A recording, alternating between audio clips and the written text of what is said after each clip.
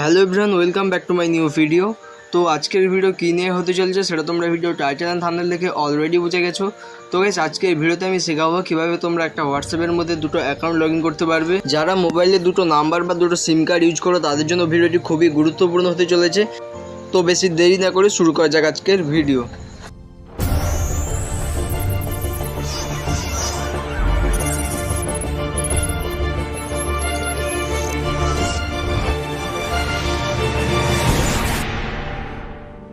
So guys, হোয়াটসঅ্যাপের মধ্যে দুটো অ্যাকাউন্ট লগ ইন করার জন্য তোমাদের মোবাইলে থাকা হোয়াটসঅ্যাপ অ্যাপ্লিকেশনটি ওপেন করে নিতে হবে।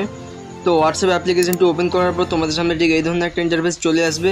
তো এখানে একদম উপরে তোমরা একটা 3 ডট লাইন দেখতে পাবে। তোমরা সেই 3 ডট লাইনের উপর ক্লিক করবে, তারপর এখান থেকে চলে যাবে সেটিংসে ক্লিক করার পর তোমাদের সামনে ঠিক এই ধরনের একটা ইন্টারফেস চলে আসবে। তো এখানে তোমরা ফার্স্ট অপশন অ্যাকাউন্ট, এই অপশনটার উপর একবার ক্লিক করে নেবে। তো অ্যাকাউন্টে ক্লিক করার পর তোমাদের সামনে ঠিক এই ধরনের একটা ইন্টারফেস ওপেন হবে।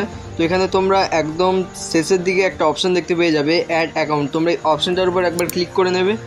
তারপর তোমাদের সামনে ঠিক এই ধরনের একটা ইন্টারফেস চলে আসবে। এখান থেকে তোমরা এগ্রি অ্যান্ড কন্টিনিউ এই অপশনটার উপর একবার ক্লিক করবে।